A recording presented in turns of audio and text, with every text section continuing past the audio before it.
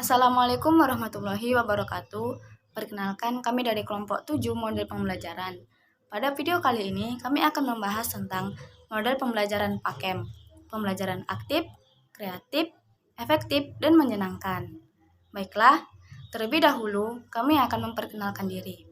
Perkenalkan, nama saya Nur Rahayu, NIM 2520052. Pada pembelajaran kali ini, saya akan membahas tentang pengertian model pembelajaran PAKEM.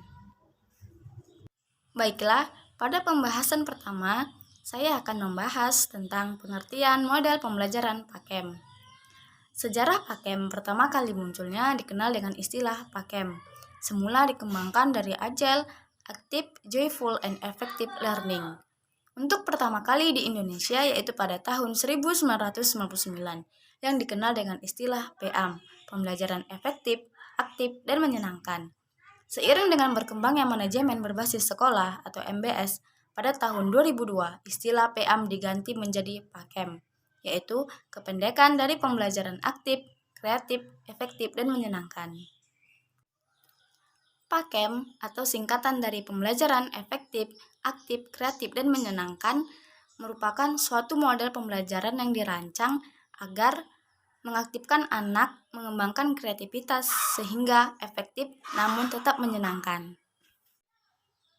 PAKEM adalah penerjemah dari 4 pilar yang dirancang oleh UNESCO. Pertama, learning to know, yaitu mempelajari ilmu pengetahuan berupa aspek kognitif dalam pembelajaran. Yang kedua, learning to do, yaitu belajar yang melakukan, yang merupakan aspek pengamalan dan pelaksanaan. Yang ketiga, learning to be, yaitu belajar menjadi diri sendiri berupa aspek kepribadian dan kesesuaian dengan diri anak. Yang keempat, learning to live together, yaitu belajar hidup dalam kebersamaan yang berupa aspek kesosialan anak, bagaimana bersosialisasi, dan bagaimana hidup toleransi dalam keberagaman yang ada di sekeliling siswa. PAKEM berasal dari konsep bahwa pembelajaran harus berpusat pada anak atau student-centered learning, dan pembelajaran harus bersifat menyenangkan atau learning is fun, agar mereka termotivasi untuk belajar sendiri tanpa diperintah dan mereka tidak merasa terbebani dan takut. Pembelajaran aktif.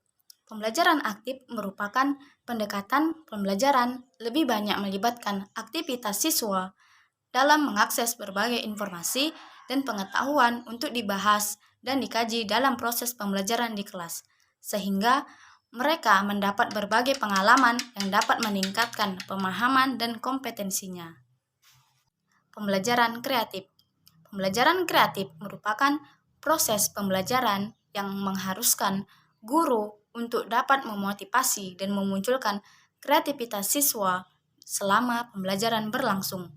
Dengan menggunakan beberapa metode dan strategi yang bervariasi, misalnya kerja kelompok, bermain peran, dan pemecahan masalah. Assalamualaikum warahmatullahi wabarakatuh. Perkenalkan, nama saya Murni Kolben Nurjanah dengan NIM 25248. Baik, saya akan melanjutkan materi dari Nur Rahayu dari kelompok 7. Model-model pembelajaran yang mendukung pembelajaran PAKEM adalah dalam pengembangan model-model pembelajaran, ternyata terdapat beberapa model-model pembelajaran yang sebenarnya yang telah memuat konsep PAKEM. Udin S. Saud Rusman 2014 menyatakan bahwa terdapat 3 model-model pembelajaran dalam dasarnya mendukung PAKEM, yaitu A. Pembelajaran kuantum, B. Pembelajaran berbasis kompetensi, C. Pembelajaran konseptual. PAKEM merupakan pembelajaran yang dapat mengikuti siswa dalam proses belajar mengajar. Namun pembelajaran PAKEM juga dapat dikolaborasikan dengan model-model pembelajaran lain yang mana dapat menambah semangat dan menarik proses pembelajaran. Baik, materi selanjutnya yaitu tentang ciri-ciri atau karakteristik PAKEM.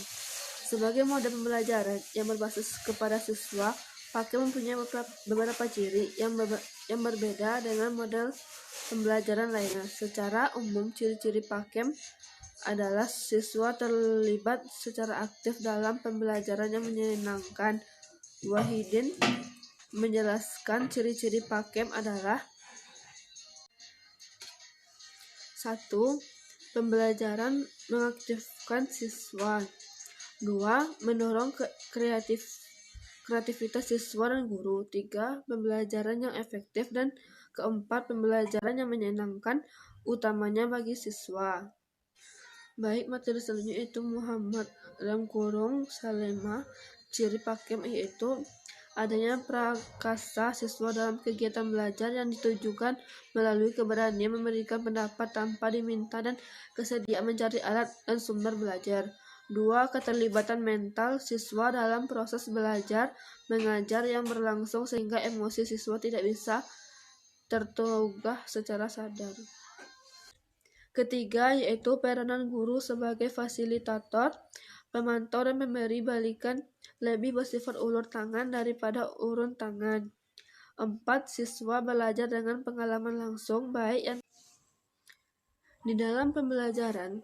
Seseorang guru berfungsi sebagai fasilitator dan mediator yang menyingkirkan hambatan dalam pembelajaran dan mempermudah anak untuk menerima materi pembelajaran sehingga dalam pengelolaan kelas harus menarik dan menyenangkan yang ditinjau dengan alat beragam media belajar serta menggabungkan beberapa metode yang berkaitan dengan demikian anak dapat termotivasi berani berkreasi sehingga terjadi kehangatan di antara anak di dalam pembelajaran.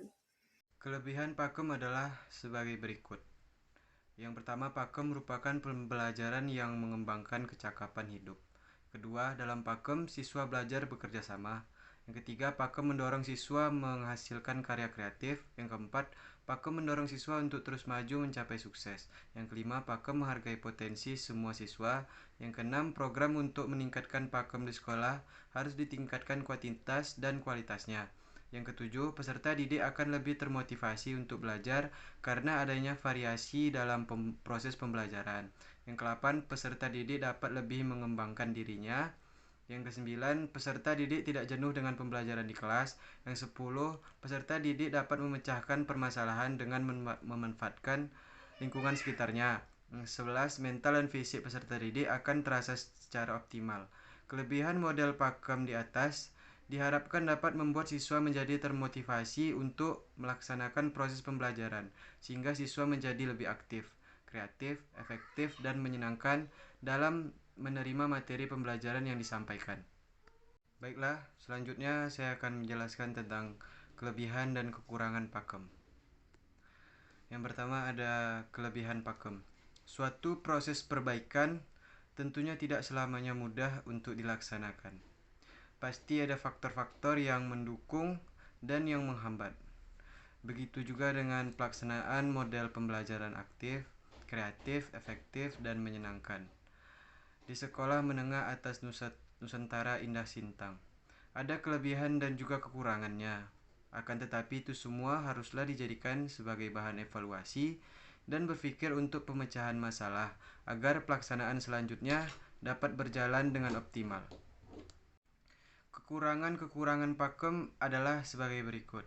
Yang pertama, perbedaan individual siswa belum diperhatikan termasuk laki-laki atau perempuan, pintar atau kurang pintar, sosial ekonomi tinggi atau rendah.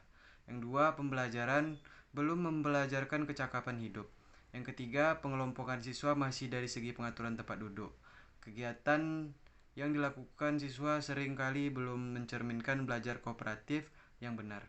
Yang keempat, guru belum memperoleh kesempatan menyaksikan pembelajaran PAKEM yang baik. Yang kelima, pajangan sering menampilkan hasil kerja siswa yang cenderung seragam.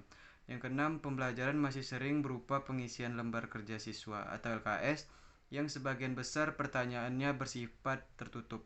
Yang ketujuh, guru harus menyiapkan pembelajaran yang lebih dari sekedar ceramah, maka dibutuhkan alat dan bahan yang lebih pula untuk melaksanakan pembelajaran tersebut. Yang ke-8, guru harus bisa mengcover semua kebutuhan siswa, baik dari segi mental maupun fisik. Yang ke-10, sarana dan prasarana harus memadai. sehingga sekolah yang berada di daerah sulit bisa untuk mengembangkan pakem. Baiklah, selanjutnya yaitu kekurangan pakem. Dalam pembelajaran model pakem, seorang guru mau tidak mau harus berperan aktif, proaktif dan kreatif untuk mencari dan merancang media atau bahan ajar alternatif yang mudah dan sederhana, tetapi tetap memiliki relevansi dengan tema materi pelajaran yang sedang dipelajari siswa. Hal ini jelas sekali dapat menjadi sebuah bumerang bagi guru. Ketika seorang guru tidak memiliki kemampuan untuk memanajemen dan menguasai hal-hal yang harus ada untuk melakukan model pembelajaran pakem. Sekian penjelasan dari kami, kelompok 7. Mohon maaf kalau ada kata yang salah. Assalamualaikum warahmatullahi wabarakatuh.